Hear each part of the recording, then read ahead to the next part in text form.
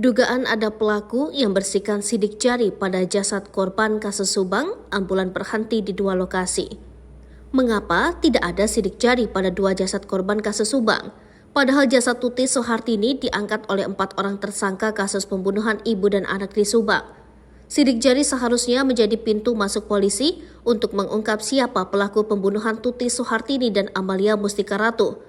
Namun begitu, hingga kini masih banyak keraguan-keraguan dalam pengungkapan siapa pelaku pembunuhan Tuti dan Amel. Sejak 18 Agustus 2021 hingga saat ini, polisi baru menetapkan 5 orang tersangka. Prarekonstruksi kasus Subang beberapa waktu lalu bahkan memperagakan adegan sesuai kesaksian Danu. Dalam prarekonstruksi, Danu bersama Yosep, Arigi, dan Abi yang perannya digantikan memperagakan adegan mengangkat jenazah Tuti Soehartini.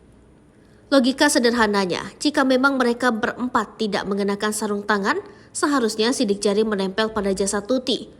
Pengacara Danu, Ahmad Taufan, mengatakan hal ini pula yang menimbulkan kecurigaan bahwa sebenarnya ada pihak lain yang terlibat, khususnya untuk menghilangkan sidik jari.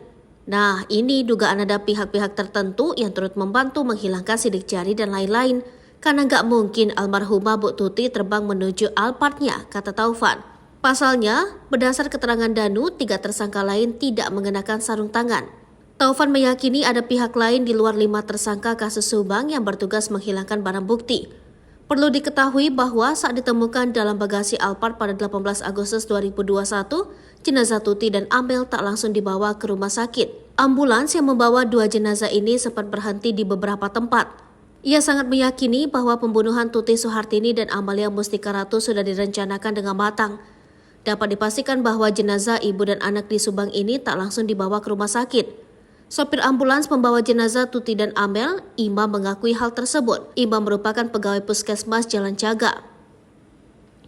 Ia juga yang menyopiri ambulans dari TKP ke Rumah Sakit Sartika Asi. Imam bercerita membawa jenazah Tuti dan Amel selepas zuhur.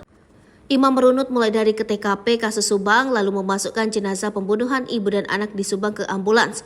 Setelah itu jenazah dibawa ke Polsek Jalan Caga. Menurutnya sejumlah pihak melakukan briefing di Polsek Jalan Caga namun ia tak ikut. Tak hanya berhenti di Polsek Jalan Caga, ambulans juga berhenti di pom bensin. Hal ini diungkap oleh keponakan Yosep yang tak lain adalah anak dari Mulyana, Bribtu Arif Lukman Nur Hakim Miftahul. Baur Humas Polres Subang ini menerangkan bahwa ambulans membawa jenazah Tuti dan Amel berhenti di pom bensin Ciater.